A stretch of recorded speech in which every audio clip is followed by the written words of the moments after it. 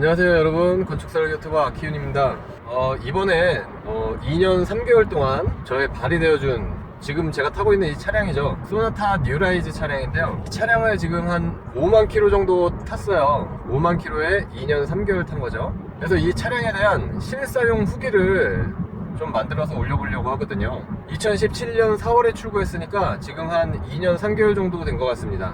그동안 타면서 느꼈던 장단점 이런 것들을 한번 말씀드려 보려고 하는데요. 물론 이제 법인차, 회사 차지만 제가 계속 사용을 하고 있기 때문에 제 차라고 생각을 하고 일단 리뷰를 하겠습니다. 일단 이 뉴라이즈 차량은 그 LF 소나타의 페이스 리프트 버전이에요. 그러니까 쉽게 얘기하면 7.5세대라고 볼 수 있는 거죠.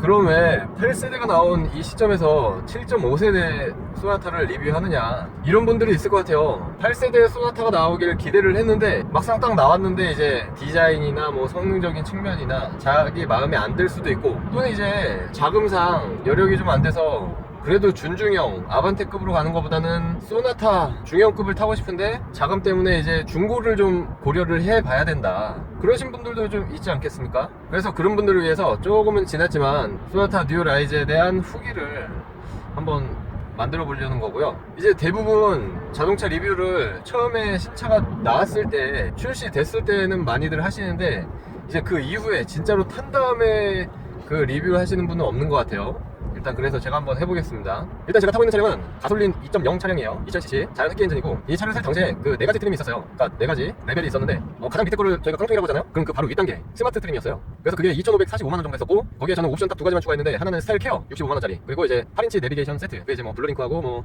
이 룸밀러, 그리고 스피커 이제 업그레이드, 정확히 기억이 안 나지만 이런 게 붙어 있었고, 스타일 케어는 뭐죠? LED 앞뒤 라이트에다가 휠 18인치 휠, 디자인적인 측면에 가는 거, 이런 옵션들 제가 추가했었죠.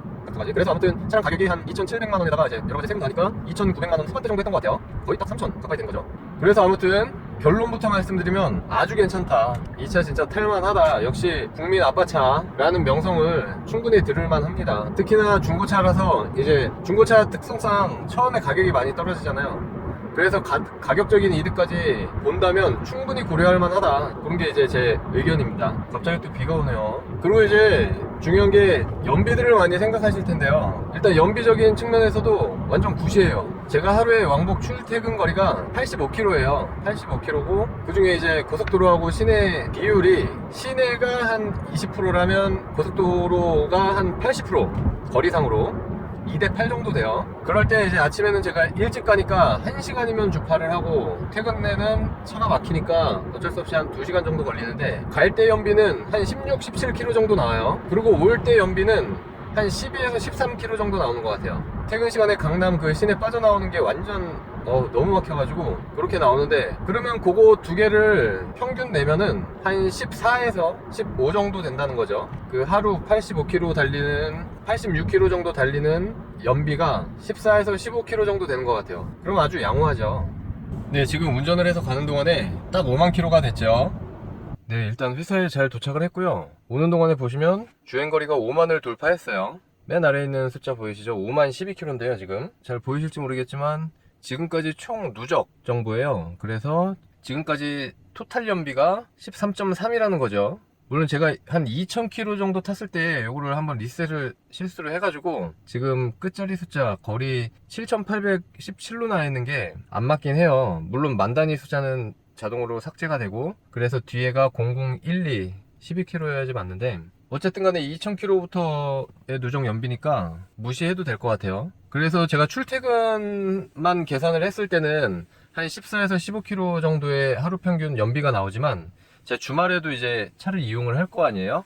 그래서 이제 주말 동안에는 보통 시내 주행을 많이 하고 가까운 데 다니고 하다 보니까, 그래서 이제 토탈이 한 13.3 정도 되는 것 같아요. 그러면 거의 복합 연비 기준에 얼추 맞는 것 같기도 하고, 요 정도의 연비면 괜찮다고 생각이 들거든요. 준대형 차의 연비 한 11 정도? 11km 정도? 10에서 11km 정도만 돼도 좀 부담은 될 것 같긴 한데, 한 13점 몇 토탈 연비가 이렇게 나온다? 그럼 괜찮을 것 같아요. 그래서 연비 또한 중형차 치고는 괜찮다. 그리고 이제 하자 같은 경우에 저는 2가지 정도가 있었어요. 처음에 1000km 정도 탔을 때 그 엔진 경고등이 계기판에 떴었어요. 갑자기 이유 없이. 그래서 그 부분은 카페를 보니까 많은 분들이 그렇게 된 것 같았고, 그리고 블루엔즈를 가니까 스캐너 물려가지고 바로 없애주더라고요. 그냥 그걸로 그래서 끝났고, 또 한 가지는 이제 여기 조수석 시트 하부에서 요철 지날 때마다 달그락거리는 잡소리가 났었는데, 그거는 동부 서비스 센터 메인 센터죠, 성수동에 있는 거. 거기에 시트반이 따로 있더라고요. 시트만 취급하는 반이. 그래서 가서 거기에서 교체 받아서 그건 뭐 바로 해결됐어요. 그리고 일단 외관부터 한번 보겠습니다. 다행인 게 제가 세차를 안 해서 차가 무지 들어왔는데 지금 오면서 이제 갑자기 소나기가 와가지고 핑계거리가 됐네요. 외관은 너무나 차가 많이 돌아다니고 있기 때문에 많이들 보셨을 거고, 사실 이제 호불호가 굉장히 많죠, 이 차는.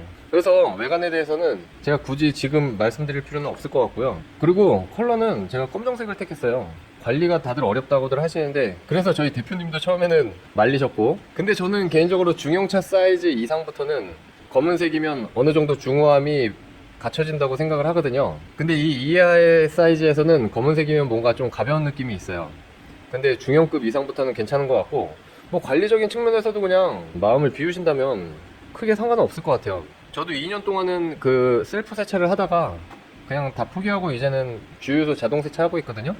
근데 확실히 자동 세차하니까 소울마크 같은 거 장기 쓰는 많이 좀 보이긴 하는데, 가까이 가서 봐야 보이지 뭐 멀리서는 전체적인 광빨이 죽지 않는 이상 크게 잘 보이진 않는 것 같아요. 그래서 저는 디자인에 대한 만족도는 한 50% 정도 되는 것 같아요. 뭐 좋은 부분도 있고 나쁜 부분도 있고, 근데 굳이 현대차를 택한 이유는 어차피 법인차고 유지 관리가 쉬워야 되기 때문에 현대차를 택했고, 그 타회사 차들 있잖아요, 그 당시에 SM6, 뭐 말리부, K5, 얘네들도 그냥 그닥 좋아 보이진 않았기에 이렇게 현대차를 택했었죠. 그리고 문을 열고 지금 좀 찍어야 되는데 갑자기 또 비가 많이 오기 시작하네요. 그리고 지금 보시는 휠이 18인치 휠인데요, 휠에 대한 디자인은 저는 개인적으로 아주 마음에 들었었어요. 네, 비가 계속 와서 차량을 좀 안쪽으로 옮겼는데요. 그리고 이제 외관은 그렇다 치고 그 내장에서는 제가 제일 마음에 들어하는 부분은 바로 이 시트예요. 시트 컬러 좀 어두워서 색이 잘 표현이 정확하게는 안 되는 것 같은데, 이게 모카 브라운 시트예요. 근데 이렇게 보시면 모카 브라운 시트가 이 검은색 외장 컬러하고 너무나 조화가 매칭이 잘 돼요. 그래서 굉장히 중형급인데도 불구하고 고급스러운 느낌을 주거든요. 그 보통들 많이 하시는 그 블랙 컬러, 그러니까 어두운 톤의 컬러는 관리는 쉬운데 굉장히 밋밋해요.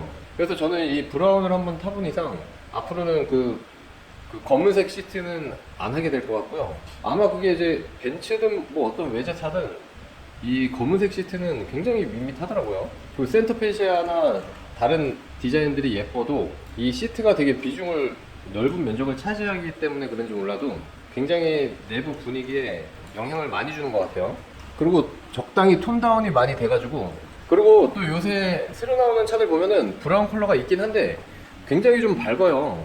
제가 지난번에 소개드렸던 그 K7도 브라운 색상이 거의 이제 황토색 느낌의 그 카멜색이라 그래야 되나? 그런 밝은 느낌이라 이거 청바지 입고는 못할 것 같은 그런 불안한 느낌 있죠? 그렇더라고요. 근데 딱 이 컬러는 톤이 어느 정도 다운돼가지고 굉장히 차분하게 좀 고급진 느낌을 줍니다. 앞뒤도 마찬가지예요. 차를 어두운 데다 대놔가지고 정확한 색상 표현이 안 되는 것 같은데, 그래서 아무튼 저는 내장 중에는 이 시트 컬러가 가장 마음에 들어요. 그리고 그 다음으로 중요한 센터페시아 디자인인데, 그 당시엔 진짜 이 디자인이 저는 굉장히 마음에 들었어요. 사실 뭐 지금 봐도 크게 나쁘진 않은 것 같아요. 워낙 신형차들 요새 잘 나오긴 하는데 이 정도면 그 당시에는 진짜 괜찮았고, 요게 페이스리프트고 그냥 LF 소나타는 레이아웃은 완전 비슷한데 요런 부분들이 메탈 느낌의 버튼들이 아니고 그냥 이런 검은색 처리로 다 되어 있더라고요. 택시를 타봤더니 그렇던데 다 올 검이니까 굉장히 뭔가 단순해 보이고, 얘를 보다가 봐서 그런지 되게 밋밋했어요. 근데 페이스리프트 되면서 요런데 메탈 느낌의 처리들, 물론 도금이지만 그렇게 되니까 훨씬 더 고급진 느낌? 그리고 뭐 전반적인 레이아웃도 크게 세 섹터로 나눠가지고 굉장히 보기 좋은 것 같고, 뭐 이런 하부에 수납 공간이나 이런 것도 깔끔하죠. 그리고 이제 핸들도 뭐 이 정도면 괜찮고, 핸들 돌리는 느낌도 저는 굉장히 좀 가볍게 경쾌하고 좋았어요. 그래서 내장도 이 정도면 진짜 괜찮다. 그래서 지금까지 얘기한 게 거의 다 뭐 장점 같은데, 이제 단점을 굳이 얘기한다면 뭐 이것 때문에 진짜 못하겠다 이런 정도는 아니에요. 단점을 굳이 제가 생각해 내보니까 한 세 가지 정도 말씀드릴 수 있을 것 같고, 첫 번째는 요 바로 내비예요. 내비. 제가 한 요 내비게이션 세트를 85만원 주고 추가를 했지만, 그때 왜 추가를 했냐면은 저는 전화기는 전화의 용도로 제대로 쓰고 싶고 내비가 따로 있어야 된다고 생각을 했기 때문에 물론 추가를 했는데, 이 스마트폰에 있는 T맵이죠, 제가 주로 쓰는 게. T맵하고 비교해보면 굉장히 좀 차이가 나요. 차에 있는 내비는 엄한 길을 알려줄 때가 있어요. 제가 봐도 티나게 엄한 길. 그래가지고 저도 모르게 계속 T맵을 지금까지도 쓰고 있더라고요. 이제 그런 부분이 굉장히 아쉬웠어요. 물론 내비 세트에 다른 여러가지 부속이 있지만, 그리고 최근에 블루링크가 2년이 만기돼서 다 끝났는데, 그러다 보니까 이 지도에 자동으로 표시되던 그 교통 상황까지 이제 아예 표시가 안 되더라고요. 근데 또 계속 쓰려면 한 월 10,000원 정도씩을 내야 되는데, 그러기에는 좀 아까운 것 같아서 아예 신청을 안 했죠. 그래서 내비가 좀 아쉽다. 근데 현기차 내비가 가장 좋다는데 도대체 외제차 내비들은 어떨런지 상상이 안 돼요. 그리고 이제 두 번째는 출력적인 측면인데, 사실 일반 주행할 때 가솔린 2.0만 돼도 전혀 부족함이 없어요. 밟으면 밟는 대로 제 느낌상으로는 쭉 다 나가는 것 같아요.